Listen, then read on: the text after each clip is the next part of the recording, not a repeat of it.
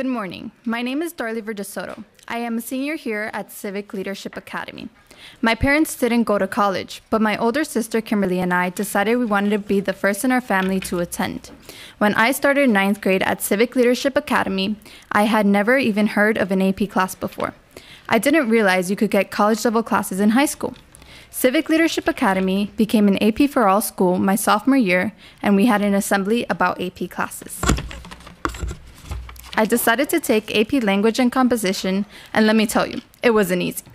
The classes moved fast, but they pushed me to do my best, and my teachers here were so supportive. We took practice tests, and they really made sure we were prepared. I got my scores back over the summer, and I found out that I passed and will now be getting college credit.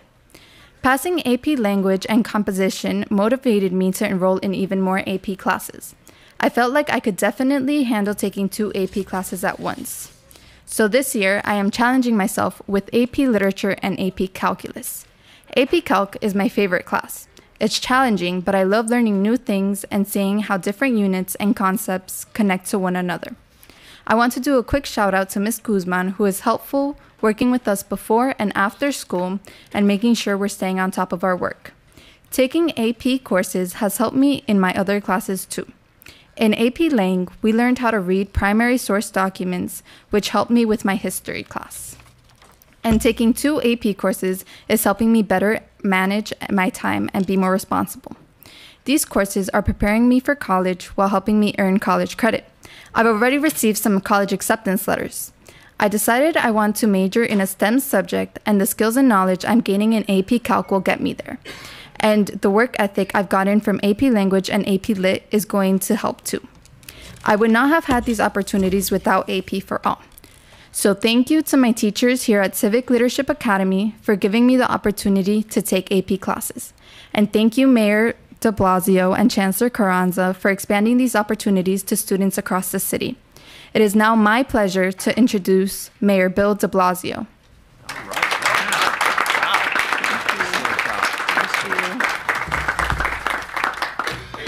Wow, Darly, you are a great public speaker.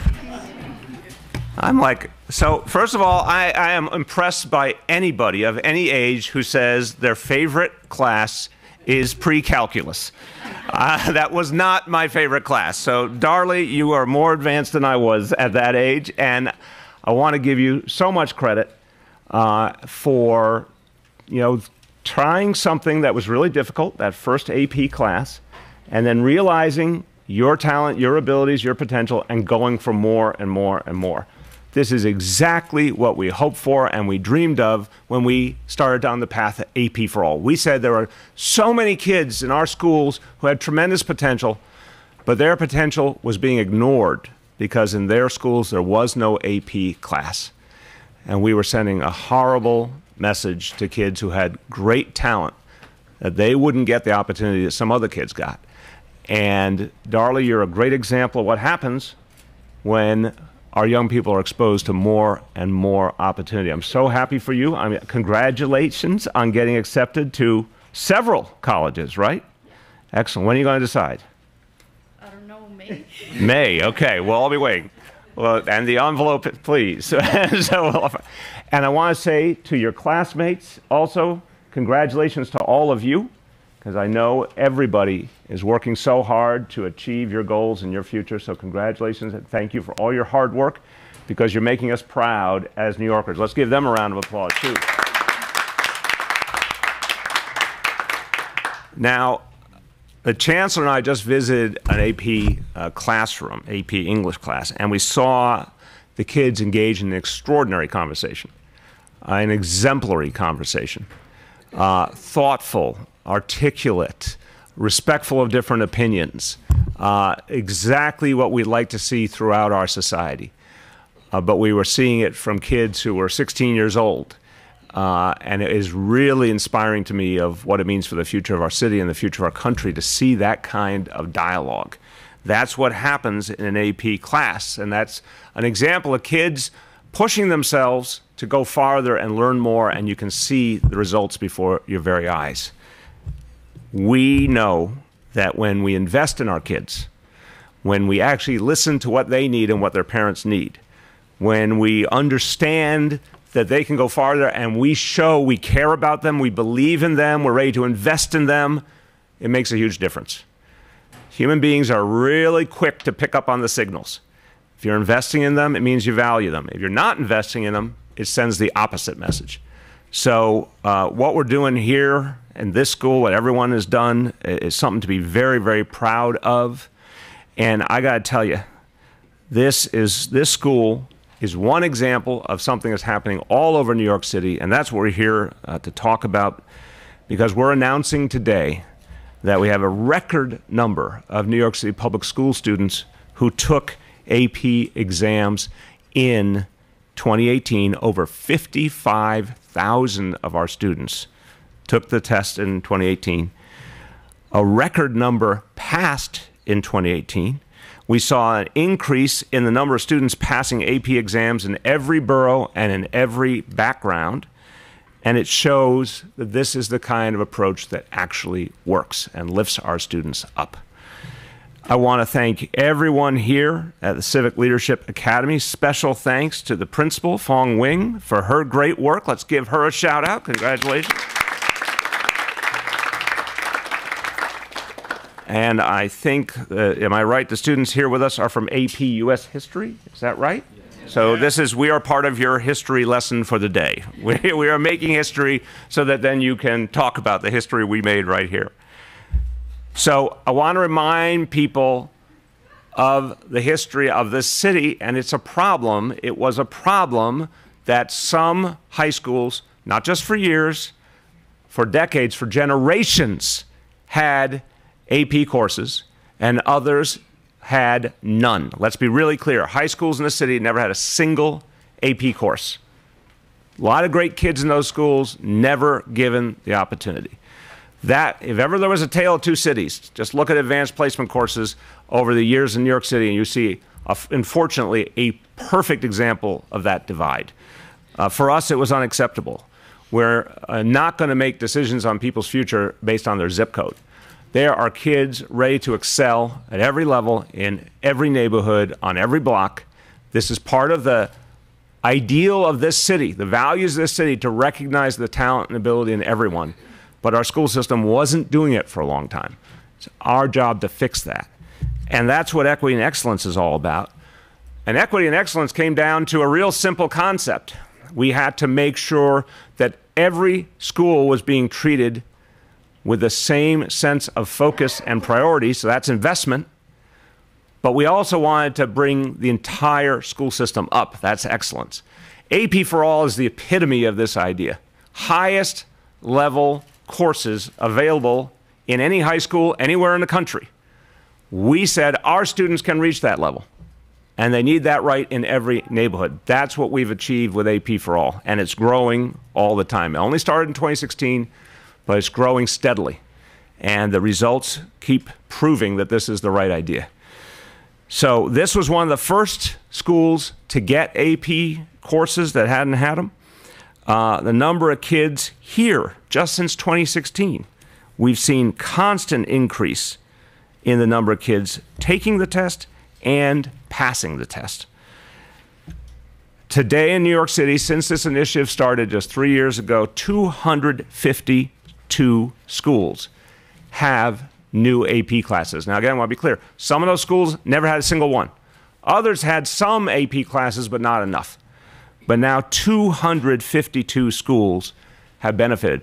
And it's not just the way it helps shape the minds of our students and helps them grow and reach their potential. It's also when you're applying to college and you have those AP courses on your transcript, I assure you, colleges pay a lot of attention to that. It is a signal to them to accept students when they see that. And it's not just that. It's that you earn the college credits, and then you don't have to pay for them later. And I think we can all agree, I'm going to do a show of hands. How many of you would like to pay less for college if you go to college? Who wants to pay less for college? Okay, we have a very strong majority. So the AP courses also help to lighten the financial burden later on, and that's huge. So in the last few years, here's what AP for All has done. The number of students taking at least one AP exam in New York City has increased by over 92%. I'll repeat that. The number of students taking at least one AP exam in New York City has increased by over 92% in 3 years. That's how fast change can come. The number of students passing at least one AP exam has increased by 65%. Our kids are applying themselves, and it's making a difference, and it's happening really, really fast. And this is good news for New York City. So I've said more than once, our goal is to be the fairest big city in America. AP for All is one of the best examples of how to create a more fair and just society, starting with our youngest residents who are our future.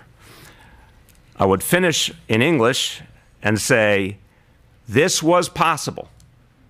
It was possible to move our school system this quickly because of mayoral control of education, or as some call it, mayoral accountability, which I think is another very good phrase. We could have an initiative, we could decide on it, act on it, put it in place, and see amazing results in just a few years' time. That was true with pre-K for all, 3K, AP for all, computer science for all the big initiatives are happening with lightning speed because there's actually accountability, there's actually the ability to get things done, and that's what mayoral control is all about. Just a few words in Spanish. Hoy anunciamos que un número récord de nuestros estudiantes están tomando y pasando exámenes de colocación avanzada. Estamos muy orgullosos de ellos. Estos resultados confirman que nuestro plan de equidad y excelencia está funcionando.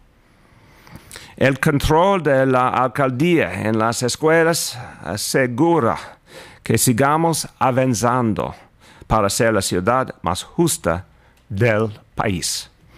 With that, I'm going to turn to someone who cares about equity so deeply, who knows. He was, Chancellor said something yesterday in a conversation that was very powerful. The schools that he went to as a kid would have been considered troubled schools, would have been schools that were considered the ones that needed a lot of help. The schools he taught in as a young teacher, the same. But he is an example of the talent and the ability that resides everywhere. May have started in a troubled school, but he became someone who ultimately would make sure that 1.1 million kids got the education they deserved. Our Chancellor, Richard Carranza. Thank you, Mr. Mayor. Thank you. Thank you. Thank you, Mr. Mayor. Good afternoon. It's almost afternoon. Well, it's close enough. Buenas tardes. Mr. Mayor, I want to thank you for being here today, and I want to echo some of your congratulations. We have not only one, but 3 principals here today. So I want to thank our host, Principal Wing. Thank you so much. But we also have with us Principal Badia and Principal Bleiberg. So thank you. They are 3 schools that exist within the confines of this building, and it's a great example of when you have a collaborative culture that all boats rise. So I want to thank you for your collaboration and for being here. I also, Mr. Mayor, want to recognize our First Deputy Chancellor, Cheryl Watson Harris, for being here. Thank you. And I also want to thank the Vice President for the College Board. You know, the College Board has been a tremendous partner to the New York City Department of Education. And in every city that I've lived and worked in, they've been a true equity partner in making sure that more and more students have access to higher order thinking skills, but the coursework to get them to college. So I want to thank David Adams for being here. And I know that President Coleman, if he could, he would be here. I just spoke to him yesterday. He's on the other coast. But thank you for your support as well. And finally, I want to give a big shout out, and she's going to be very upset because she does not like the spotlight. She likes to fly under the radar. But I need to tell you that this big shout out goes to our Deputy Chancellor, LaShawn Robinson, because AP for All, it's part of our equity and excellence agenda, but AP for All is her brainchild. It's her baby. She's nurtured it. She's raised it. She's created systems to make sure that we're able to implement it. So I want to say to her, without your work, LaShawn, we wouldn't be here celebrating this. So thank you.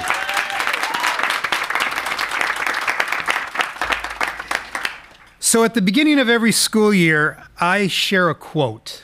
And if you don't believe me, the beginning of the next school year, check my Twitter. And it's an anonymous 6-year-old student, and she says the following: "My teacher said I was smarter than I was, so I was." Now, it's my favorite quote as well. I love it. It's my favorite quote because it captures how I, and increasingly we, think about how our students are and what they're capable of. When we set the bar high, we know our students will reach it. It's never about bringing the bar to students. It's about help to lift students to reach the bar we've set. And as the mayor shared with us today, we've surpassed that bar. We are continuing to raise that bar and provide supports for students to meet those high expectations that we have. The quote also exemplifies what we mean when we talk about equity and excellence for all. It's not equity and excellence for some. It's not equity and excellence for those that have always had it. It's not equity and excellence when we hope that some would get it. It's about equity and excellence for all. And this initiative and the results that we're sharing here today give us a great indication that we're on the right path in New York City. Here at Civic Leadership Academy, there are 6 AP courses, up from just 2 prior to AP for All.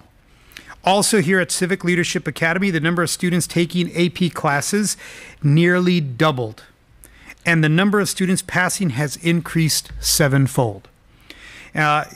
Also here, there's a culture of high expectations, and as the mayor mentioned, we had the pleasure of sitting in a class and listening to our young people really debate a topic that's very current for today, and do it in a very professional, in a very enlightened way that made a lot of sense. But I'll tell you, one of the things that I was so impressed is when I arrived and I had my conversation with Principal Wing, she shared the path to ensuring that students have an opportunity to take AP classes. And the opportunities provided is a pathway of courage for our leaders. And why do I say it's a pathway of courage? Because often it means that you have to disassemble predisposed ways of thinking, that certain kids should be in certain kinds of classes, that the only way to get these higher order thinking skills are through placement in an honors class or a gifted class. And she said, no, no, no, no. Every student can do it, and they went about the hard, often politically tenuous work of saying, we're going to detrack, and we're going to make sure that we set high expectations and provide a pathway. And don't take my word for it, look at the results right here at this school. So I want to thank you for your courage and your leadership and being an equity warrior for all of our children.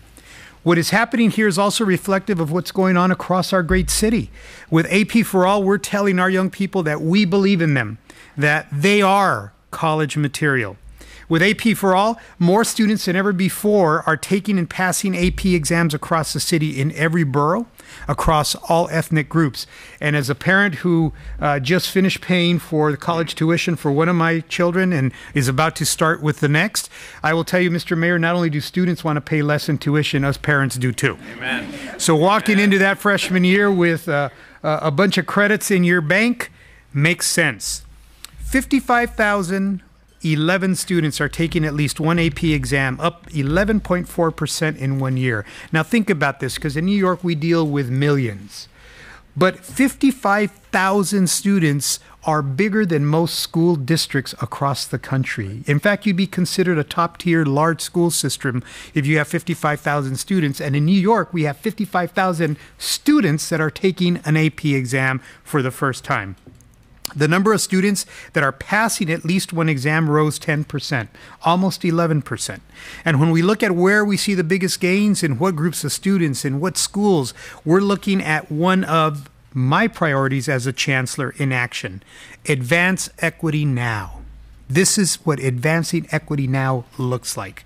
AP for All is closing opportunity gaps, and I want to take just a moment to step back and share a little more about why AP for All is so important. You see, it's about these individual classes and the college credit and the message it sends to students, but it's much more than that. AP for All is a lever to success for our students. It is a pathway. Offering AP courses means that you need to strengthen the pathway for those AP courses. You just don't offer them and hope that students will go. You have to create the pathway like our principal has done here. It means you need to raise the bar for your students and the adults that work with students, our teachers, not just in that AP classroom, but in basically every aspect of what the classrooms look like in your high school. It means that from the time a student walks in the door in the 9th grade, there's an AP mentality. There's a college-going culture. There's a reaffirming environment that says that you can do that. AP for All can transform the culture and instruction in a school building. And don't, again, take my word for it. Look at what's happening right here in this school. So I want to thank you, Mr. Mayor. I want to thank you for this amazing investment, because if you look at how schools are funded, this isn't something that you will find on a line item in terms of a structured investment. This comes from enlightened leadership, and under mayoral control, mayoral accountability, I would also say mayoral vision for what we want our students. This can only happen in this kind of an environment under mayoral control. So thank you for your investment. Needless to say, a program this vast, and we're talking about, think about this for just a minute, 252 schools, 82 of which had no AP courses before this initiative began, is only possible, again, because of the enlightened leadership of a mayor who puts education first. And because our mayor is who he is and what he believes in, I also think it's important to recognize that that empowers us educators to do the hard work of creating opportunities for all. So I want to thank the educators who are teaching, the educators who are supporting. I want to thank the administrators who are creating these opportunities. And more than anything, I want to thank these individuals standing right behind me, our students, for taking the challenge of taking a rigorous course of study and doing it with a smile on your face.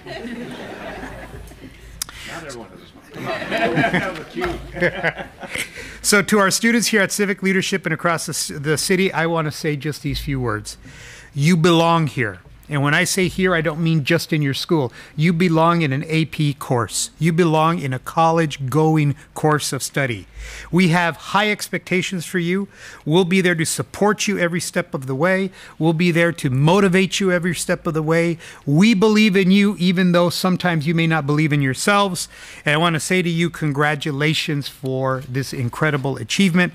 And also, following in the footsteps of our mayor, I want to say just a few words in Spanish, very few words. Quiero decir que nos da mucho orgullo. Estamos aquí presentes para celebrar el número de estudiantes que están tomando cursos de AP en nuestra ciudad, que es un número, una cifra más grande en todos los Estados Unidos, y que continuamente estamos progresando en más y más estudiantes tomando este curso de estudios. Felicidades, estamos aquí para apoyarlos. Nos da muchísimo gusto de que están tratando y tomando estas oportunidades. Y señor alcalde, muchísimas gracias por su liderazgo en nuestra ciudad, asegurando que nuestros estudiantes tengan no tan solo la oportunidad, sino que también el camino hacia el éxito y hacia el colegio. Thank you very much.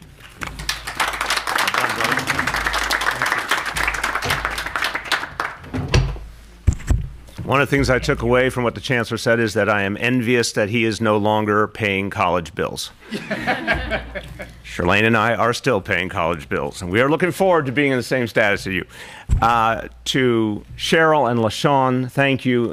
Again, all this success and this progress took a lot of hard work for years and years, so thank you to both of you for all you've done to get us to this day. I want you to hear from one more person, and he is an expert. If ever there was an expert on this topic, we are about to bring forward an expert because the College Board is where we look to understand what our young people need to be prepared for college, how they can get into a college that works for them, and again, how they can also make it affordable by having those AP courses early, taking some of the burden off what they have to pay for later. So we have an expert, and for sure, Vice President of the College Board, David Adams.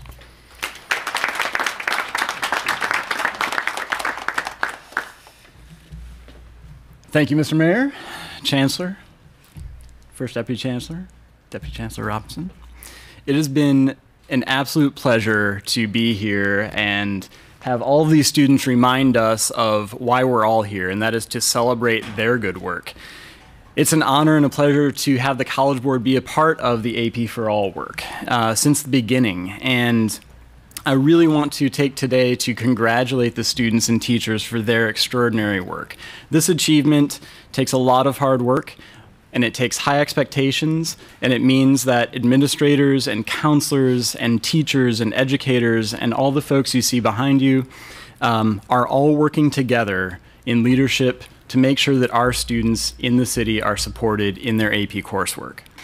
It continues to be gratifying to see both participation increase in AP classes in the city, but at the same time performance, because that means that more students in New York City public schools have the ability to succeed in college-level courses in high school, and they are doing that, and that is to be celebrated.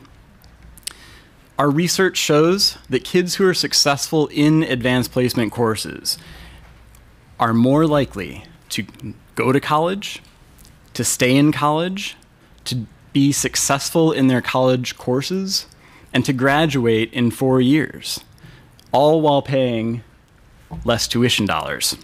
And so that is really to be celebrated, and it's a good reminder. It's especially important for our underrepresented student groups. It gives them a path forward. I love the idea of this path of courage, because I think we spend a lot of time at the College Board clearing a path for students to own their future, and that's exactly what we're celebrating here today.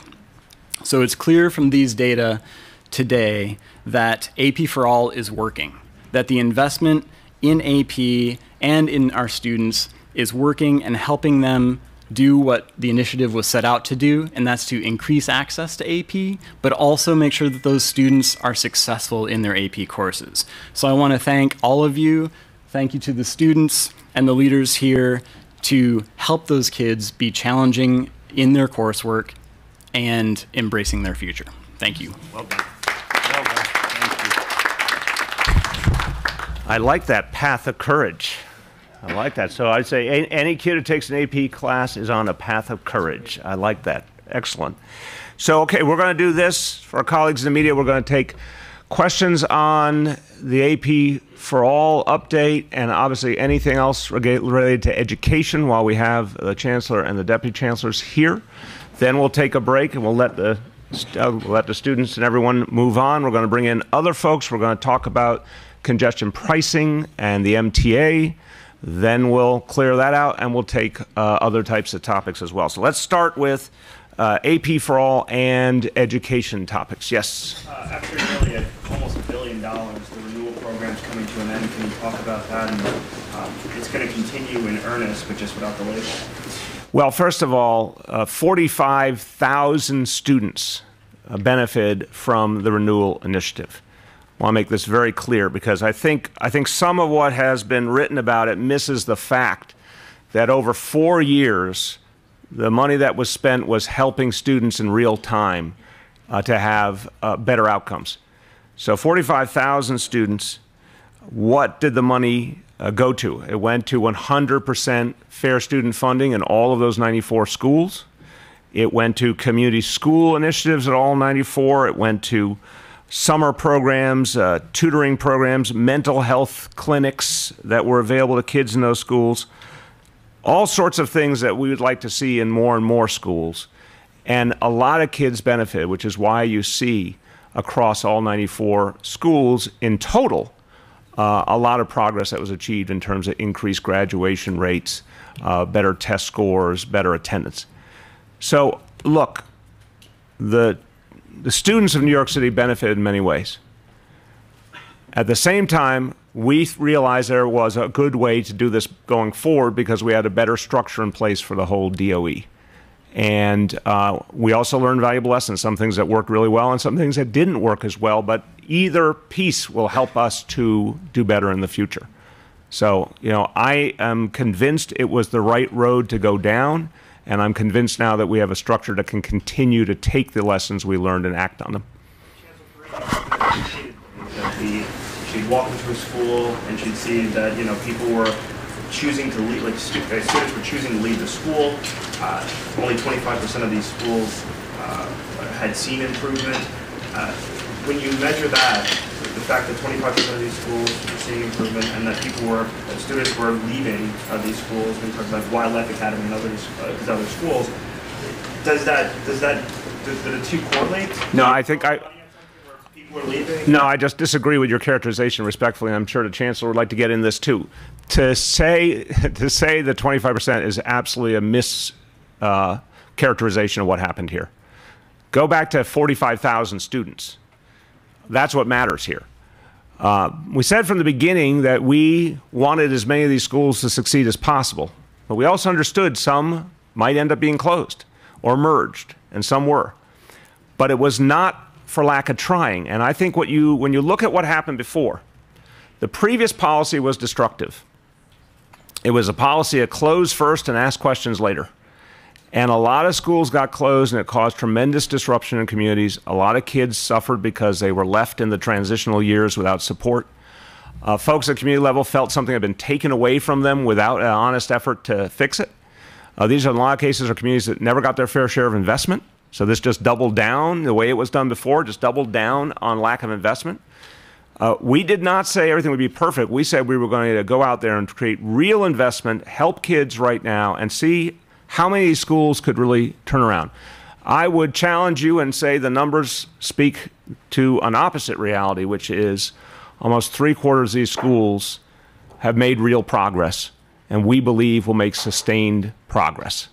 And if I said to you, most things in the world we invest in, if we got 3/4 of the things we were trying to fix to work, another quarter we didn't get the results we wanted, but we still learned valuable lessons, we still help kids, I would argue that was a good investment. We could not keep doing things the way we did them before. It was not working. Other questions? Yes? What, Mayor, do you think, what didn't work about the approach of the program in the schools that failed to show progress? If you can try to be specific. Sure. What didn't pass? I'll start and again let the academics come in behind me. First of all, just let me frame the playing field. These were the 94 schools in New York City that were having the biggest problems. We understood it was a tough situation. This was not go into any of our 1,800 schools randomly and see how you can make them better. These were the 94 schools with the biggest problems. I would note that the state of New York believes today, in a recent information that came out, that only 4 of the 94, the 4 that are remaining of the 94, still have these foundational problems. So from the point of view of the state of New York, there's actually been overwhelming progress among the ones that continue. And I would argue to you that some schools have gotten to a point where even with investment, they could not be turned around. It's as simple as that. They'd either gotten too small, or there were reputational problems or other insurmountable problems. But we are not shocked, unfortunately, that by the time this administration came in and tried to engage some of these schools, some of them were at a point where, a good faith effort just wasn't going to be enough in time. But for the others, for 70+ schools, we saw real progress, and the kind of progress that will continue. So to be specific, I think what we look for, of course, is can we increase the graduation rate? Can we increase the test scores? Can we increase the attendance levels? Can we get energized educators and principals who are ready to take on the challenge? If you look across the schools that did continue to move forward, the 70+, the answer was yes. That was consistently true, that we could do a number of those things. So I understand why some might say it was a major investment, but I want to remind people you don't get something for nothing. If you're talking about the very toughest schools in New York City, they are not going to get better without investment. It's as simple as that. And by the way, the previous administration's notion of close and replace, well, what happened? A lot of the schools they replaced with, the much vaunted small schools, a lot of them ended up on the renewal list. So that was not the answer unto itself. We had to do something different. The last thing I want to say before turning to the Chancellor and his colleagues is the state of New York, when they came out with their most recent list of schools in need. For the first time, more schools outside of New York City were on that list than inside New York City. Now, a lot of us have been here for quite a while. If you had said to me 10 years ago a day would come when there would be more troubled schools outside of New York City than inside New York City, I would have said that was a very lofty goal. Well, it's 2019 and it's happened. And we expect a lot more progress quickly. Sure. So thank you, Salim. Just some more detail to what the mayor has talked about. So let me just say in terms of context, unequivocally, without question, the issue of empowering, turning around schools across the country is an issue that no one has solved at 100%. Let's be really clear. And I feel that I have the ability to say that because I've lived and worked in 5 different school systems in 5 different states from the West Coast to the East Coast. So anyone tells you that they found the silver bullet, they're going to sell you the Brooklyn Bridge next. It does not exist. And every solution, potential solution, is really predicated in the conditions of the local environment. So I commend the effort that was made in 2014 around identifying a portfolio of schools. Schools, by the way, which did not exist in the wealthiest areas of our city. These were not privileged communities. These are schools in some of the most historically underserved communities in our city. And I think it was absolutely appropriate that we would take those schools and say, we're going to invest, we're going to empower, and we're going to do the work of making conditions better for students. And the notion that if you've invested $700 million, that if you had not put that money into these schools, that you somehow could have saved the money, it's just a red herring. These are needs that exist in that community in and of themselves. That being said, we learned some things from renewal. And, I'm 10 months into my tenure, and I will tell you that coming in, I had some ideas about renewal based on my experience and what I was seeing from an external lens, and the ability to sit with educators, parents, students in all 5 boroughs, the ability to triangulate my perspective with the data that I now have access to as a chancellor, and to do the real root cause analysis. I can tell you there were some things that didn't work. One of them was a structure that we had in the DOE. Quite frankly, principals, and putting on my principal hat, principals were receiving direction from multiple sources. They had the direct supervisor, they had the turnaround person, they had sometimes another individual that would give them, in some cases, conflicting direction in terms of how they were to go. We solved that issue when we reorganized the Department of Education. We created executive superintendent positions aligned with superintendents, aligning resources and direction to go forward. It was a structural issue that was one of the things that was not effective. We also had, as part of that approach, a very much one-size-fits-all. There was a certain model that was implemented, and we didn't take as much necessary time as we should have to understand the complexities and the nuances of each particular school. Quite frankly, some schools didn't have the right leader. And this is not this is in no way something negative against the principles that were in place, but not every principal is a turnaround principal. And not every principal can be in any particular school. You have to match the skill set with the needs of the community, with the needs of the school, and the job at hand. And quite frankly, we didn't have in every case the right leader, and in some cases I will say we didn't take quick enough action to get the right leader in those particular schools. As I spoke with parents and students and community members, one of the things that they appreciated was the investment of resources in their school community. But one of the things that came as an unintended consequence was the stigma of the renewal label. And once a school was labeled as a renewal school, there was a certain stigma that came with that, not the resources, but this notion that you have a certain amount of time. If it doesn't improve, there are certain consequences. People felt that that precluded students from actually considering whether they would go to that school or not. And again, I would say in general, one of the big lessons learned that we had from the renewal program is that you have to take a systemic approach to making sure that you understand the needs, the challenges, the obstacles that schools and their communities are facing, and then in a just-in-time way allocate resources, capacity, coaching, and capacity building so that the school continues on a path to get better. Those are big things that we very honestly have said were things that we've taken on as learnings from the renewal program and are excited about the next step of the work as we go forward. Yes. If you believe that the renewal program essentially achieved its goals in 3/4 of the schools, why not continue it? Why not add a new batch of schools and keep it going? Very fair question, but I think it is. So let me preface very quickly. Many of you have heard me talk about my admiration for Franklin Delano Roosevelt, and there's a reason I say that in this context. The New Deal transformed this country, many elements of which are with us to this day, like Social Security. We remember Social Security because it's with us to this day. We do not remember some of the initiatives that they tried and did not work. They learned in the Roosevelt administration, by trial and error in many cases, but they had a very clear understanding, be bold, be aggressive, be creative. If you read about that time, they absolutely understood what they were doing. We believed that the previous approach was broken. It came with huge negatives, very negative effect on students and parents and communities.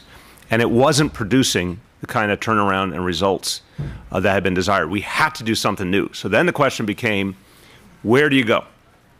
And as the Chancellor said, there was not some off-the-shelf model we could turn to. We did not see a believable model elsewhere in the country because many school systems have struggled with this. So we created our own. And we built it on the building blocks that we believed were proven across the board, in other circumstances, like the power of investment, the power of adding more time in class, more after school, more summer programming, all the things that we believed were proven tools. And clearly raising the funding per school, community school approach. So that's why, in retrospect, I believe it was the right thing to do at the time, because it's what we knew, it's what we had, it's what we knew, and it was the thing that made sense to try. Why don't we continue that exact model now? For the reasons the Chancellor said. One, it had to be a more individualized approach per school. Two, instead of what we thought was a benefit, having a centralized approach to renewal schools, it proved to come with unintended consequences. And the third factor is we went from an organizational structure which proved to be unwieldy. I think it was true for the one we started out with in this administration. I think it was true for the organizational structures in the previous administration. In the mayoral control era, which is now about 15 years old, there's been a certain amount of trial and error over both administrations trying to figure out what makes sense structurally. We went from a world that was very much about individual districts to a whole school system that still had districts, and we had to figure out what would work. For the first time, and I was involved from the very beginning, I was a school board member in 1999 before mayoral control. This is the first time I've been convinced that the team has actually gotten it right and has a very straightforward organizational structure that allows specific strategies to get to schools quickly and be implemented and be held, create an atmosphere of accountability. So my argument is we had to evolve to be able to figure this out, and now the lessons we've learned can be applied through our overall leadership team. We don't need a separate approach anymore. Go ahead. Can you help me understand, so then, what specifically is different about the next strategy? Again, instead of a centralized team that does renewals or designating schools as renewals, we are going to deal with schools within their district. If they need extra help, they're going to get extra help via their superintendent, via their executive superintendent, right up to the leadership here. There's going to be a constant focus on those schools, but they'll be within a broader portfolio of the district. And the tools are going to be available. We obviously all the schools in question have 100% fair student funding now. That's going to continue. They became community schools. That's going to continue. And as we look at other schools that have needs, we will have those kind of tools available to add into them what they need. Please. I'll add to that. So that's a really fair question, Alex. I want to thank you for asking that.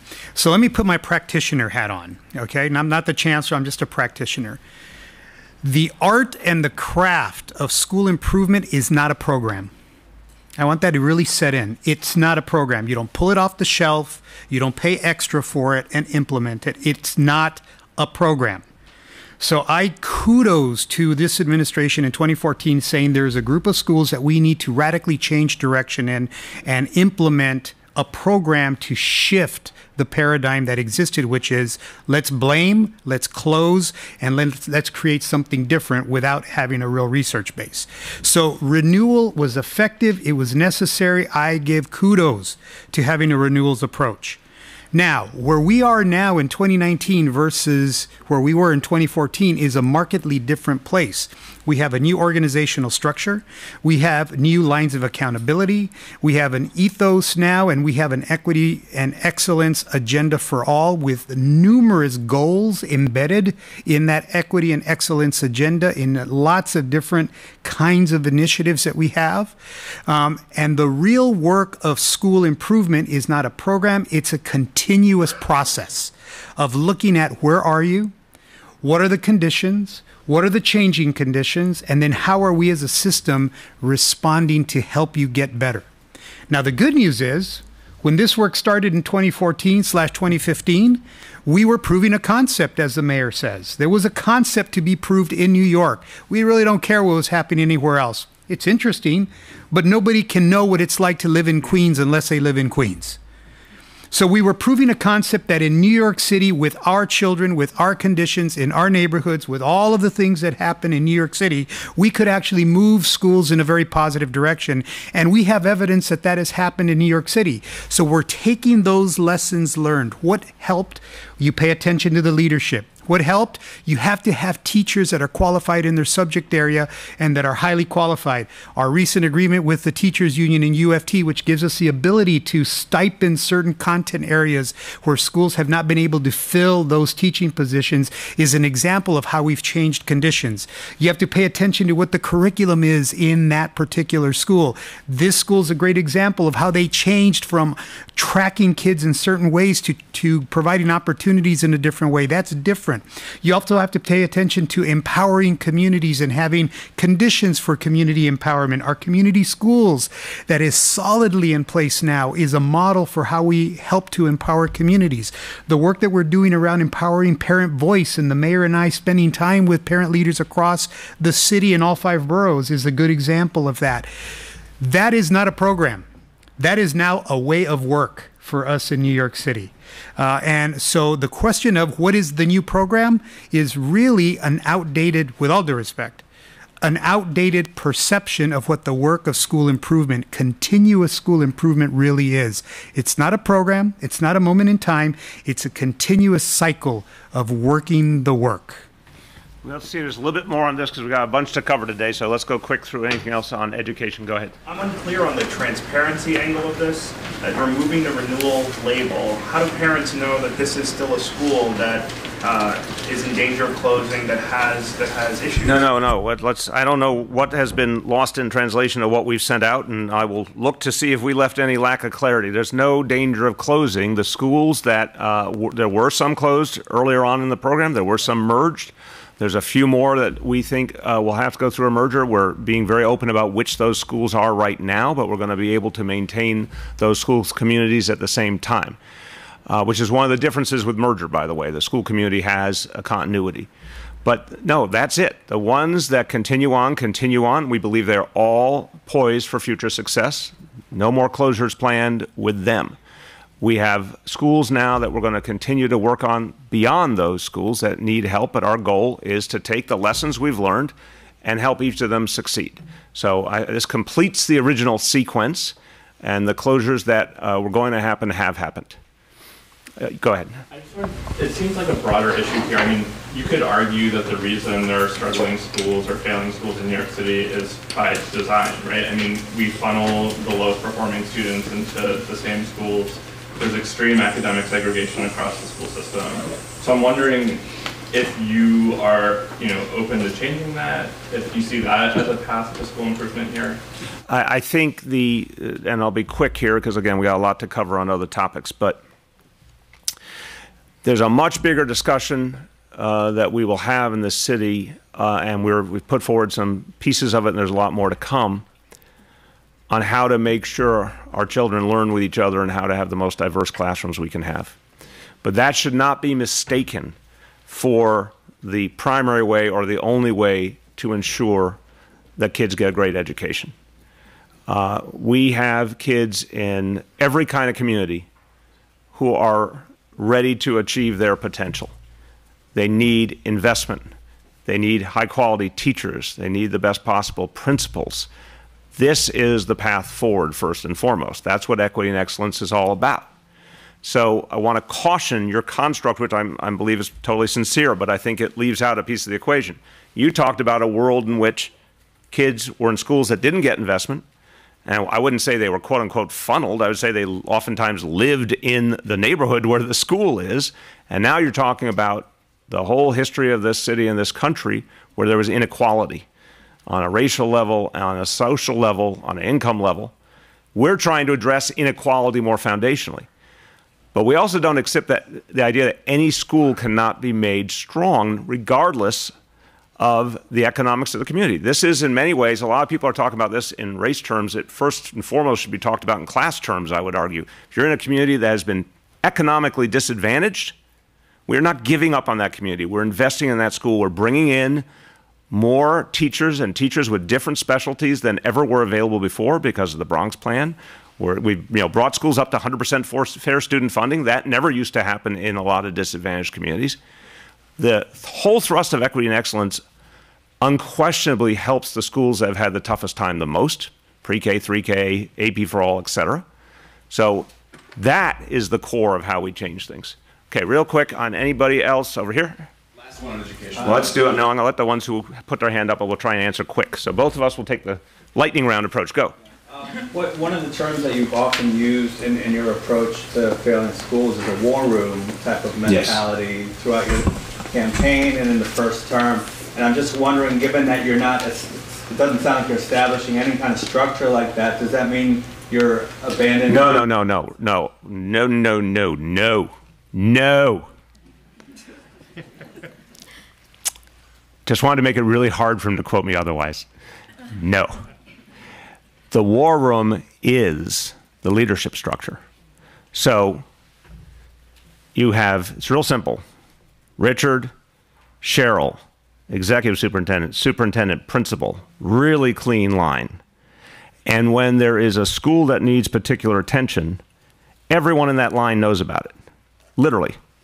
If you quiz Cheryl right now on the schools, the 73, I think it is, from the original 94 that continue on, she'll be able to tell you what we're doing in them.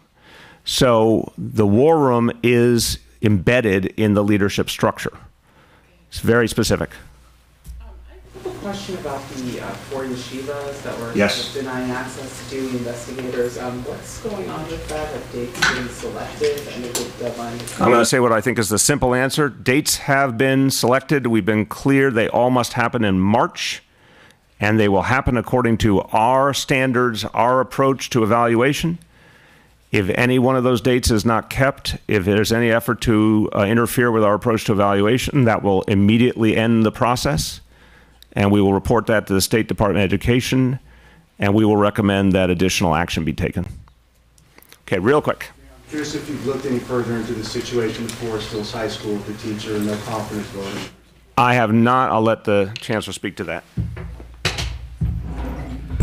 Yes, so we are very much pushing in there. So we, our executive superintendent, Dr. Spencer, the superintendent, Dr. Composto, are working very closely with that school community. I've also been in touch with the president of the UFT, the president of the CSA. So we are all working collectively to address the issues that have been identified at that school, and I have great confidence we're going to be able to move through that. Okay, last call, education, once, twice. Okay, thank you to all of you. Go back and keep getting educated.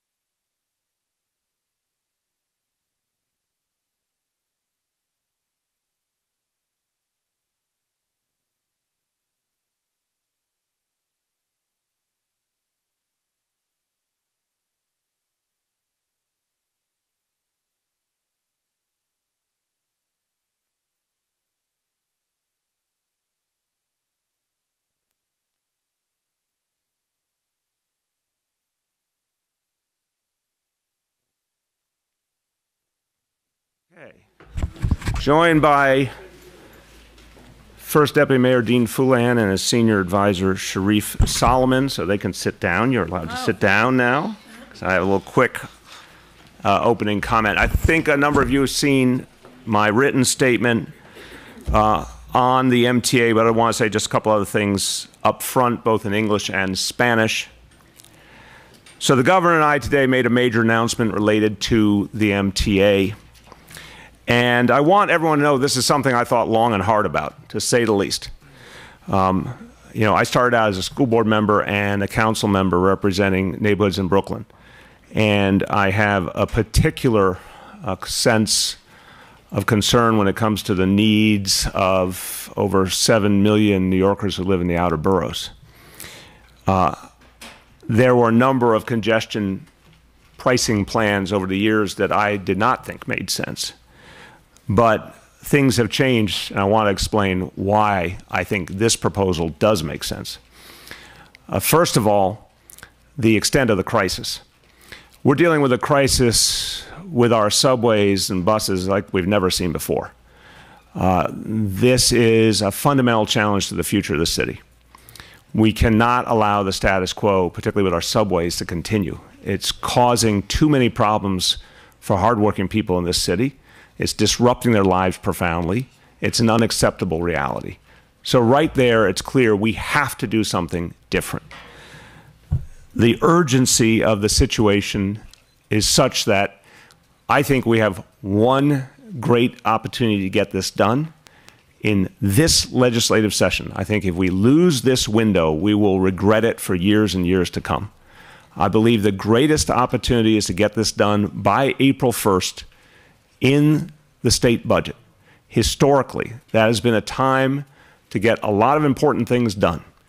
I remind you, 2019 is not an election year, 2020 is an election year. If we're going to get something tough and complex done, we need to get it done now. But more importantly than the political backdrop, we can't wait another year to address the problem. It's gotten worse and worse and demands a solution.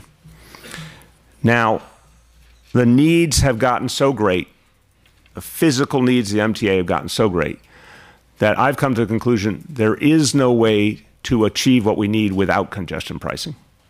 Everyone knows my ideal would have been a millionaire's tax.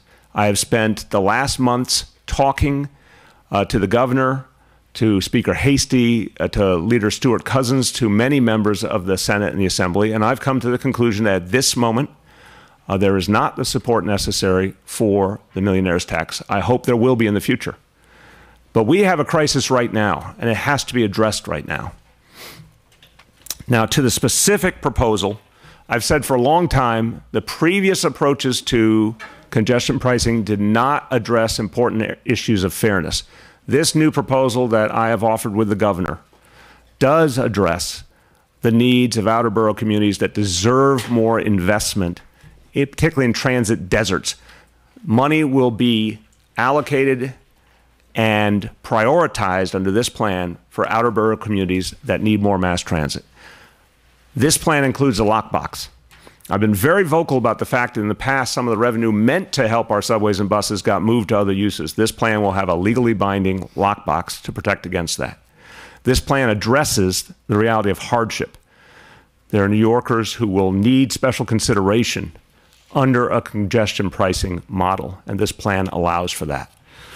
So let's be clear, by putting a plan on the table with the governor, what I am saying is the time for action is now. We need the state legislature to engage and come to a decision. We've got just over 4 weeks to get this done. And I hope all New Yorkers engage in this discussion. I'm going to engage in it intensely. I'm going to be talking to my fellow New Yorkers all over the 5 boroughs about how important this is. Because the one thing that is clear is the legislature has the final say. They have to vote. They have to agree. This is a plan and a proposal, but the ultimate plan will be a piece of legislation. And then we'll know the final specifics. But the legislature has to act. I'm going to work very constructively with them and the governor, but with a sense of urgency.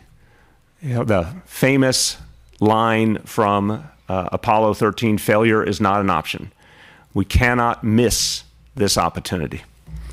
And I'm going to be talking to a lot of people who, like me, have often had criticisms of congestion pricing, people who are skeptical of it and continue to be skeptical of it. I'm going to talk to them as someone who has been skeptical of it and say that I got to this decision because we are running out of time and running out of options. So I conclude, and I'll say a few words in Spanish. What's clear is that in the past there were leaders who had the opportunity to address the problems of the MTA and did not do so. This generation of leaders has to break the mold. This generation of leaders has to be the one that fixes this problem.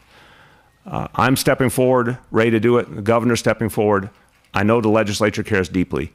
Together, I believe this is the moment when we will once and for all set our subways and our buses on the right path for the future. A few words in Spanish.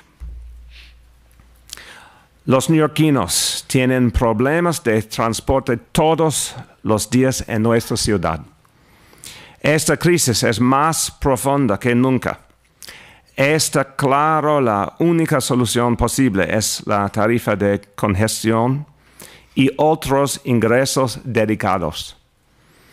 Espero trabajar con el gobernador, el Senado y la Asamblea Estatal para hacer realidad esta propuesta para revitalizar la autoridad de transporte. La hora de actuar es ahora. With that, take questions on congestion pricing and the MTA. Mayor, you said that the lockbox is a key part of what convinced you to change your mind on this position, but the governor's been talking about a lockbox for a couple of months. In terms of the crisis level for the subways and buses, that's not new either. Mm-hmm. So when did you decide to come on board here? You've either been opposed or agnostic for 5 years. I have been deeply concerned the whole time, and there's been a series of discussions, and really it's culminated in the last days. I'll tell you why. One, as I said, I've been very open about the fact that I think the ideal solution is a millionaire's tax. I have had conversation after conversation, including a long conversation with Majority Leader Stuart Cousins at her office in Yonkers on Friday, and a long conversation by phone with the governor on Saturday. I've been continuing to press to see which options were realistic and how we could get the job done. And in the context of those discussions, I came to the conclusion that there was not a pathway for the millionaire's tax in this session, but there was a pathway for congestion pricing. So that's a very practical element of it. But to the other points, I've heard a lot of different things said, but it's very different to put pen to paper and come to an agreement.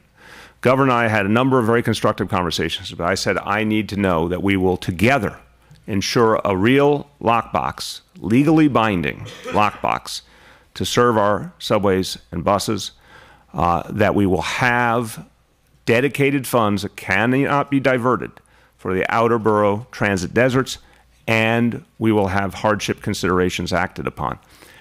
I got the pieces of the equation I was looking for. I got it in writing, and I am convinced that this is a plan that can work. But I had to first feel that what I thought was the ideal solution wasn't workable, and second, believe that this solution could be structured in a way that was fair to the people of the city, and I do believe that now.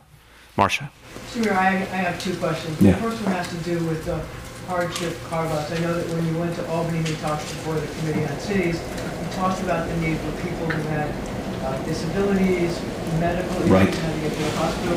Could you elaborate about the kinds of hardship exemptions you have a promise for, like what you were promised? Because I know Sure. I do. Thank you, Marcia. Look, I emphasize the legislature has the final say in the development of legislation. Where the governor and I have common ground is that we have to address hardships. Disabilities is a key example. Folks with a tough medical condition who have to go constantly to those hospitals within the central business district. There are folks who are going to experience a hardship and not have the means to address it. We don't want to keep them from health care. We got to make sure they're accounted for. So details will come out in the legislative process, but there is a sense of common cause the governor and I have that we must address that issue. Is it just for people with medical disabilities? Will it be people who can't afford it, emergency vehicles? Where do you see? Well, emergency vehicles, as it said, I'm sure you've seen the statement today, emergency vehicles obviously and absolutely will be exempted. But those two examples, again, there's going to be time for a legislative process, and I want to respect the rights of the legislature, but you've hit the two examples that are most important to me. Folks with disabilities, folks with chronic medical conditions who have to go to those hospitals and don't have a choice. They have to go to those specific hospitals on a regular basis. Yes. So one of the things that lawmakers last week at a hearing expressed concern about was the fact that they're being asked to vote without knowing what the price is going to be, what the charge is going to be, what people will pay to come into the central business district. Do you have any idea what that will be? And what will you tell people who say, how can we vote on something when we don't know what our constituents are being asked to pay? So, look, part of what will happen in the legislative process is determining what's a fair way to move forward. There are a lot of things that go into the consideration of what the ultimate charge would be.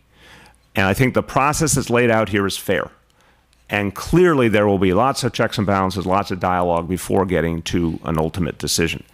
So I'm comfortable saying to the legislature, this model that has a plan for how that will be determined is fair. If legislators say we want more information, that will be part of the give and take of the legislative process. But I'm not here today to offer examples. It's something that has to be worked through. In the proposal, there's a plan for how it will be evaluated and determined, and it has to be done by the end of next year. By the way, the technology being put in place and the logistics is going to take the rest of this year into next year any way you slice it. What promises did you exact from the governor in exchange for giving his MTA reform package your support? I'm not going to go chapter and verse. I'm only going to broadly characterize. I said to the governor, there had to be accountability in this plan. There had to be respect for the city's needs and a sense of common purpose, common approach. So, for example, when we talk about how to actually implement congestion pricing, it's quite clear in the plan that the city will have the equal ability in the implementation process to ensure that our streets are handled properly and our needs are accounted for.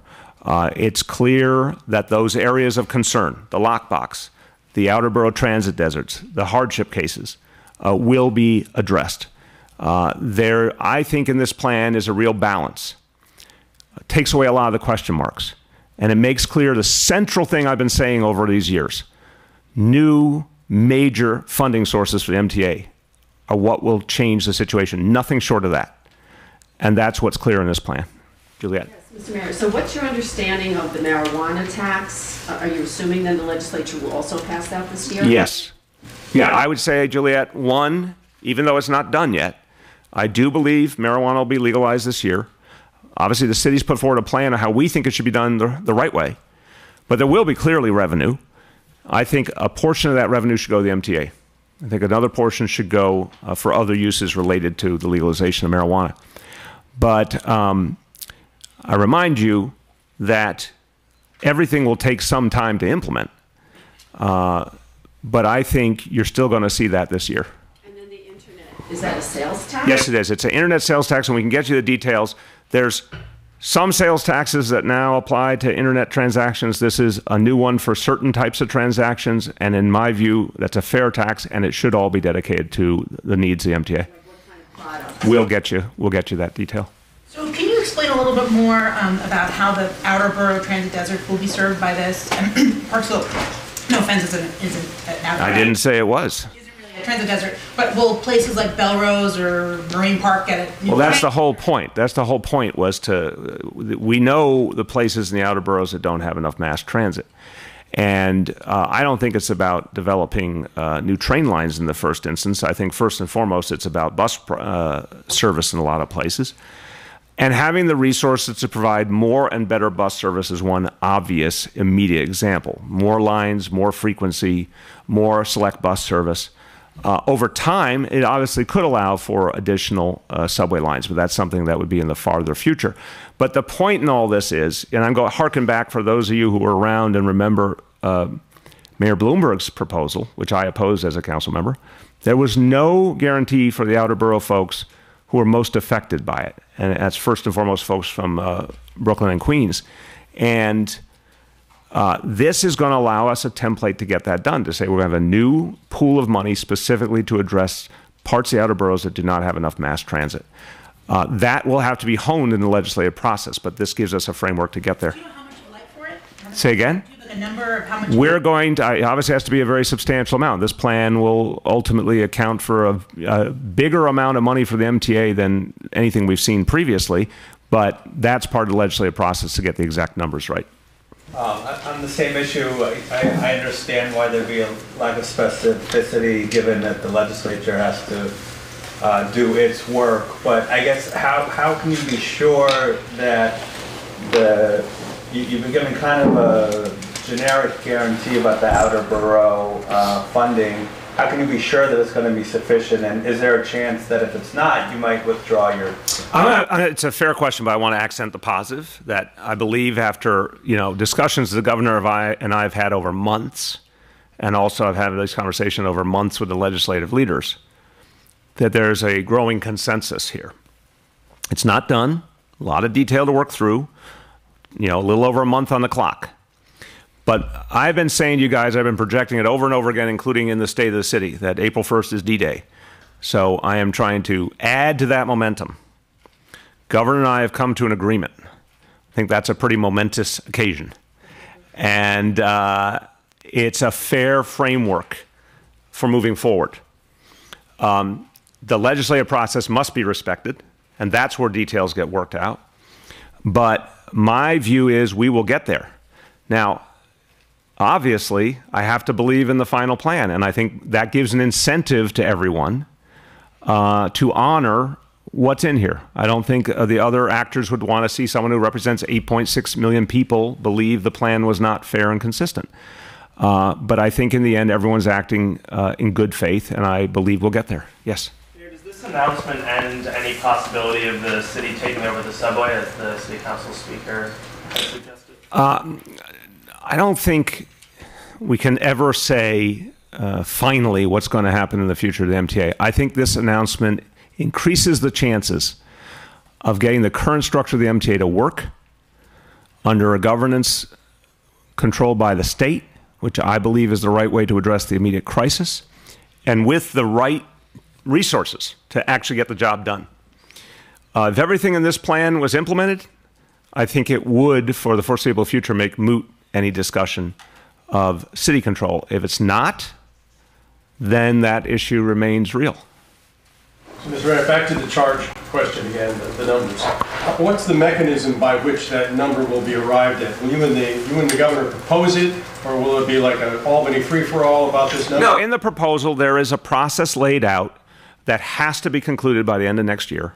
And again, just getting the technology and logistics in place is going to take us well into next year anyway. What's the process? Well, it's delineated in the proposal. There will be, a review of all of the factors involved to come up with a number, and that number has to be determined by the end of next year. To get there, again, I want people to understand when you're going to engage a legislative process, the Assembly and the Senate have to be comfortable with the methodology. That's a lot of checks and balances, and they ultimately have to be comfortable with what happens in the end. So that dialogue will ensue.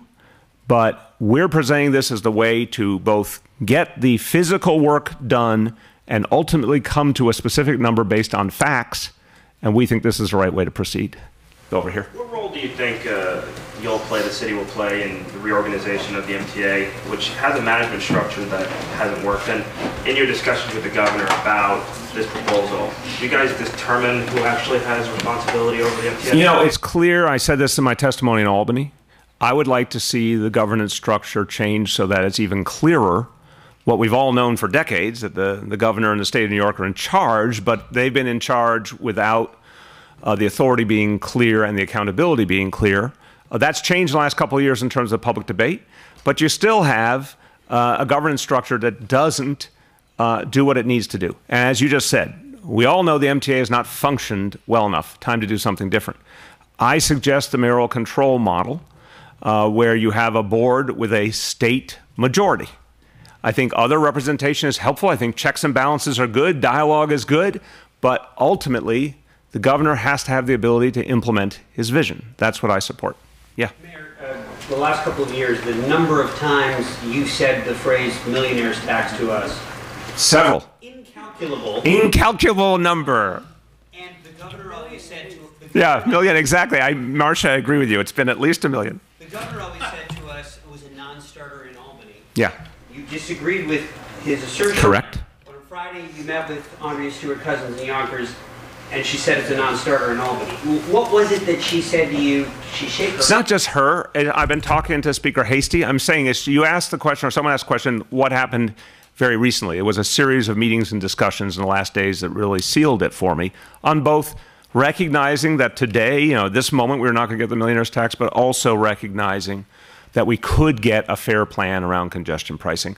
And I know you guys like to know the tick-tock of things. I respect that. I was trying to say very clearly to you, a series of recent conversations really convinced me.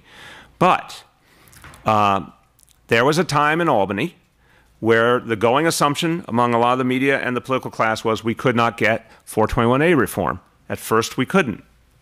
2 years later, we did. There was an assumption in Albany and the political class at the beginning of 2014 that we would not get the money for pre-K for all. True, we ultimately did not get the tax on the wealthy for pre-K for all, but lo and behold, we did get the money for pre-K for all. In January, February, March of 2014, everyone said that was not going to happen, but in April of 2014, it did happen. So I don't think this stuff is static. I think we can all agree as we watch the political landscape nowadays that anything's possible. I don't think the discussion of millionaire's tax is over by any stretch of the imagination for the future. But I believe that since we must get something done by April 1st, and I've said that a whole lot of times, almost as many times as I talked about the millionaire's tax, that I believe, practically speaking, this is the way to get us to that April 1st goal. Marcia? Mr. Mayor, this is a question for you and also for Dean Fullahan. Has had a fair amount of experience. A little bit. So my question to you is this. Do you think that the legislature will actually pass congestion pricing? And Dean, what do you think the chances are, and how difficult will it be to do it? So I want to start, and I'll pass to Dean. I am a big admirer of both legislative leaders. I know them both really, really well. I think Speaker Hastie is one of the people in all my time in government that is one of the most responsible, particularly around real numbers. He was a math and accounting major, and it shows. He really thinks in terms of the bottom line and recognizes the danger that the MTA is in and that we must have an infusion of funding. How we get there, he will lead his body to whatever decision they make. But I have no doubt he understands the extent of the crisis and the need for a solution. Andrea Stewart-Cousins also is one of the most level-headed, clear-headed leaders I've ever worked with.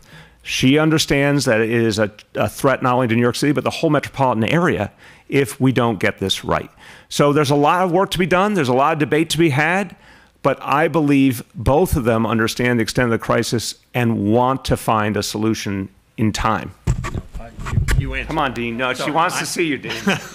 So the mayor answered it, right? I mean, and this is a perfect timing, and the mayor's had conversations, and we've had conversations with legislative leaders and the legislative staff. So they know what a priority this is. We're respectful of what has to happen in that process. You're right, I had a lot of years there, and that's a key part of this. And this is a framework. And now the mayor is saying, okay, within this framework, let's figure out how we move this within that time period, which has been the consistent message of the city. Nice try. No, we're confident. We're confident that everyone wants to get to a solution. Marcia, I think this is a crucial point. We're confident that everyone wants to get to a solution. I have not talked to a single person in Albany who says it's not a crisis or we got plenty of time. So when I say April 1st is D-Day, it is something that reflects what folks in Albany recognize too. If we don't get this done now, we will rue the day. We'll live to regret it. Juliet. You floated an idea of a bond issue. Yes. Or a bond act. Was that ever part of the conversation? It still could be part of the conversation. I think a Transportation Bond Act is another valuable possibility, but that is, part of the legislative process. By the way, there may be other ideas that we haven't all even thought about that could come into play. So is this pretty much just let's get this out there and on paper and have a framework? And is a lot of this very changeable, or are these committed items? I think when the governor of the state and the mayor of the city agree on a framework, it creates real momentum. And there's three funding pieces here. I said we were going to need, more than one way to get this done. There's three funding pieces here. I think a lot of debate will be about this proposal, and that's good. It does not preclude other options being added by any stretch of the imagination. And, mixing and matching until we get to an outcome that people can agree to. Given that your concerns about the congestion pricing were largely consistent over the years, what did it take? And I know you're saying there's an urgency now, right. but I mean, really, the subways have kind of been in crisis for a long time. So was it just basically that the governor kind of finally came around and gave you the assurances that you need? No, I think it was also, look at the arc of this, because it's really important. The Bloomberg plan, someone help me, 2004, 2005? I don't remember the exact year. 2007, I'm sorry. The Bloomberg plan did not address outer borough transit deserts, did not address hardship. There was no lockbox. We talked, a lot of us at the time said, show us a lockbox, show us outer borough transit investments. The then mayor did not agree to that. The Move New York plan, which I thought was a smart plan, but also did not, in my view, speak to the larger issues. The first true step forward from my point of view was when the Governor's Commission suggested moving off the bridges, which to me, as someone who represented Brooklyn as a council member, was a very important recognition of the history of our borough and of Queens, and a way to think differently about the structure. So if someone was coming across the bridge and going somewhere that was not the central business district, they would no longer be penalized. I thought that was a major step forward. To be very blunt, Yoav, in all my years of looking at this issue, never thought of that. It was that commission that was the first time I'd heard anyone suggest that notion. And maybe I missed something, but that's my own experience. That, to me, started to open my mind, but again, I still believe the millionaire's tax was a better option. I believed it achieved a lot of things particularly effectively.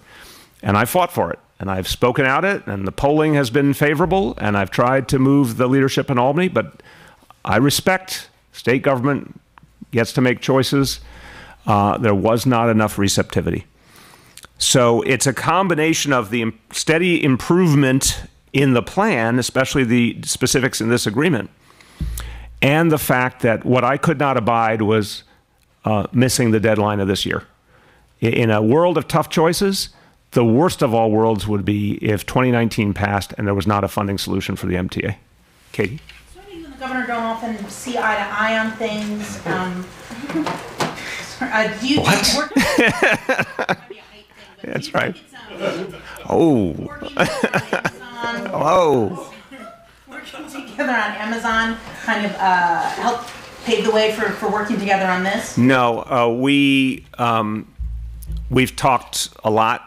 Even in times of real disagreement, we still talk. We know each other for so long. We talk all the time, and our teams talk all the time.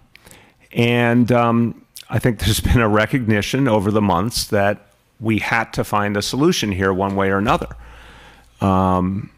So, I'll remind you that when we got to the mayoral control discussion 2 years ago, which was a point where the governor and I had a host of disagreements going, we still managed, we talked literally multiple times a day to get to a positive outcome on mayoral control because we both agreed it had to happen. So I don't think there's like a perfect, I appreciate your question, but I don't think it's like one thing did it. I think it's an ongoing reality beyond this one. I heard him about what he thought was real and not what could be done. He heard me on what mattered to me and what I thought was necessary to be fair to folks, particularly in outer boroughs, and we got there. Marcia. You said that you got certain things in writing that made you feel comfortable. Yes. Can you tell us what you got in writing? In writing is the lockbox. In writing is the recognition of hardship and the need to accommodate folks with a hardship. In writing is dedicated funding for outer borough transit deserts. Go ahead. Mr. Mayor, the taxis and other for-hire vehicles have recently had additional taxes or fees, whatever you want to call it, imposed on them. Is there a carve-out for them in this? Yeah, this proposal, again, there will be a legislative process, but I'll tell you about what I believe and what's in this proposal, does not do anything further than the surcharge that was previously agreed upon. So I think that surcharge made sense, but there should not be a need for additional. Okay, last call on congestion pricing MTA going, yes? So the taxis and for-hire vehicles will not pay to go in and out of the... The surcharge was already agreed to previously as a specific surcharge, different from what will happen under a congestion pricing schema. I think that surcharge was right to help fund the MTA, and I think that is sufficient. The plan spoke about fare evasion, but didn't really elaborate how enforcement will be done. I was wondering how big of a problem you think fare evasion is for the MTA and what specific changes you envision for how it'll be. Let me speak to that, but just want to go one step back to Marcia's previous question on things in writing. Another thing in writing was that implementation of congestion pricing would be done jointly, the city and state. We had raised a lot of concerns about our streets and what we need to do to protect our people and make our streets work, and that we could not have it done without the city being fully a partner. That's in the agreement as well. Also includes, like, when you do the select bus service and things like that, you would be the one to decide where it goes. Well, this is specifically about congestion pricing. We've actually had a cooperative reality on select bus service in I thought that because if you wanted new service in the outer boroughs, it might include bus service. that is, again, let me try and keep it simple. The implementation of congestion pricing would be done jointly in terms of logistics and ensuring that the city's needs and interests and our streets were protected. Select bus service was already, before we ever talked about any of this, the routes were always decided between the MTA and the city. Okay, hold on. Let me do this. I'll come back to you. On your question, look, there's always been fare evasion. It's not acceptable. I'm really clear about this. It is not okay. There are all those strap hangers who pay their fare every single day and drive them crazy when they see people evade the fare. We believe our approach to enforcement that we're using now is actually going to lead to more officers being available and present and visible to stop fare evasion, because we've moved to the summons approach away from the arrest approach. The irony of the arrest approach was taking our officers out of the stations for most of the day while they process the arrest. Now they'll stay and make their presence felt. But we want to make sure that fare evasion is addressed across the board. So the plan talks about physical measures to help stop fare evasion, and what the DAs need to do, what the police need to do, what the MTA needs to do, what the state needs to do, what the city needs to do. We all want to work on ensuring that this problem is addressed. Okay, yes, Marcia. Just so I understand, so the joint implementation is going to be determine like where the furniture is going to be, whatever it is, to figure out where the tolls are, like in other words, Yeah, anything that gets put up. So imagine for a moment, in the middle of New York City with everything going on, with everything underground, et cetera, if, the MTA could just come in and do whatever the hell it wanted, chaos would ensue. So this says nothing happens without the city's sign off and the city's involvement to make sure it's done the right way for the interests of New York City. That's part of this plan. Last call, MTA, congestion pricing, going once, going twice, other topics. Yes. Murder is up 54% this year, and other index crimes are up as well. I'm just wondering if what your thoughts are on this. We're going to talk about this next week. We take it very seriously. Now, look, we're still early in the year. I want to be clear. Every time we talk about these statistics, let's start by saying these are human beings we're talking about. And we never want to lose anyone. We never want to see anyone injured. We take it all very seriously. And the NYPD is formulating right now plans to address some of the specific problem areas we're seeing. In the past, when we've seen challenges, the MTA makes really quick adjustments. The PD makes really quick adjustments and makes a very big impact. So Commissioner O'Neill will talk next week about the changes we're going to make to address some of these problems and some of the particular problem areas. It's early in the year. We don't like some of the things we've seen. Other areas of crime are continuing to go down. And obviously, we've had 5 years of steady decreases in crime. So everything that we're seeing overall still gives us confidence. But we've got to address this immediate problem. Yes? Now that you've changed your position on congestion pricing from not sure about it to backing it, I'm running for president. Wow, that's a segue. Segue award for 2019.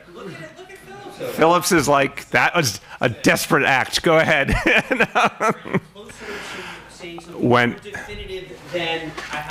My friend, I haven't ruled it out. When I have something to say, I'll let you know. That's all I say. Mr. Mayor, totally different topic, the carriage horses and the Yes. construction on Central Park South. Some of the people who love the carriage horses say that this was directed towards them to displace them and move them into the park. Could you just summarize what your position is on that construction that's going on there and where they should be?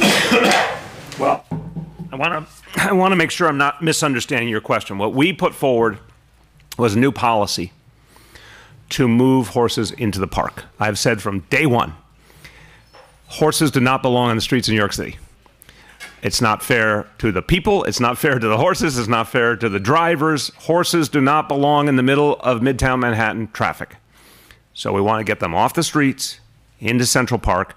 And now that Central Park is car-free, it makes it a lot easier. So that's what we did through our policy. We think it's fair. There was legal action. We won. We're moving forward. Well, yes. Getting approval to start changing things in the park and on the street. We actually are the government.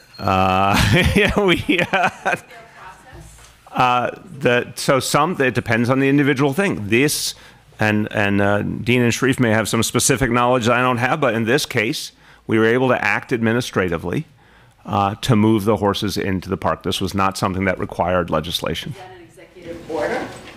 It's several different things, but it's not something that requires legislation. Do you have a guess on how many people you think will come out to vote today for the special election? I don't have a guess. I understand that a special election on a cold day in February is a tough one, but I do want to say to all New Yorkers, Charlene and I voted this morning. Get out and vote. The public advocate race matters. The public advocate position matters. It's one of the jobs that matters in the city because the public advocate speaks up for everyday New Yorkers and neighborhoods. And sometimes the public advocate becomes mayor. So it's an important position. Question about the NYCHA monitor. In a prior case where he acted as a receiver, he was essentially forced to resign after he was accused of racking up bills and failing to reveal a conflict of interest in the case. And given that the city is going to be footing the bill for him, I guess I'm wondering if you have any concerns about his appointment, or any second thoughts about giving HUD the power to pick him without a judge's oversight? The structure that we agreed to, I think, was the right plan under the circumstances. And you can always, if something doesn't make sense, there's always recourse. But look, so far, here's what I'd say. In our dealings with Mr. Schwartz, he seems to be a very professional person trying to achieve positive outcomes in a cooperative manner. That's certainly the history that we've heard about in other places where he's worked. The specific issue you raised was not something that I'm aware of previously, and I don't think my team is aware of. We'll certainly look at that. But the bottom line here is he has been appointed by HUD. There is still a lot of work going on the specifics of his plan, his contract, how much it will cost. A lot of things have not yet been worked through or approved. So we'll look at that, but my hope is that what we've seen previously of his work augurs well for what's going to happen in terms of fixing the challenges at NYCHA. This is ultimately about whether we can make life better for 400,000 people, and I think a good monitor will help us do that. Yes. Also on NYCHA, could you just tell us about the lead, the work that was done with the lead this week? Absolutely. So we have 5,800 apartments in public housing where our recent inspections showed there was a child under 6 and some issue with the paint, or at least a concern there might be a problem with the paint. So in terms of those 5,800, we said that we'd have to get those remediated by the end of February. And I want to give a lot of credit to our general manager, Vito Mastacciolo, who's been leading this effort. He's got 200 workers working round the clock on this. And as of last night, we were very close to 5,000 of the 5,800 being done. The remainder will be addressed in the course of this week. We will have several hundred where multiple attempts were made to get access to the apartment and the residents would not allow access. I want to emphasize how big a problem that is. The residents who won't allow access, unfortunately, are putting their own children in danger. And we cannot allow that. So we are going to take legal action to get access into those apartments. I don't think that will be complete this week. I think that will be something we'll have to act on in the coming days. But for all the apartments where we were given access, they will be completed by the end of the week. Okay, last call. Yes. Where do you find lengthy news conferences exhilarating or exhausting? Exhilarating, Rich. I want my smile to have one of those sparkle things that happens at the end. Yeah, that was good. Yes. Make it clear. You're supposed to say, getting back to renewal schools, right? You guys determine who has control of the MTA in your call on Saturday? Again, this is, let's be clear. Right this minute, for all intents and purposes, I've said it a million times, the governor and the state practically control the MTA right this minute. Well-known fact, most New Yorkers now get it really thoroughly. The governance structure should be further clarified to give the governor a working majority on the board and the ability to make greater changes to the MTA. That was a joke. Oh. You did it, dude. You're very deadpan. It sounded... Longest press. I've been trying for it. To get the people from the Guinness Book of World Records are here to authenticate this press conference. You got to deliver it with a little bit of arched eyebrow or something. Arch your eyebrow.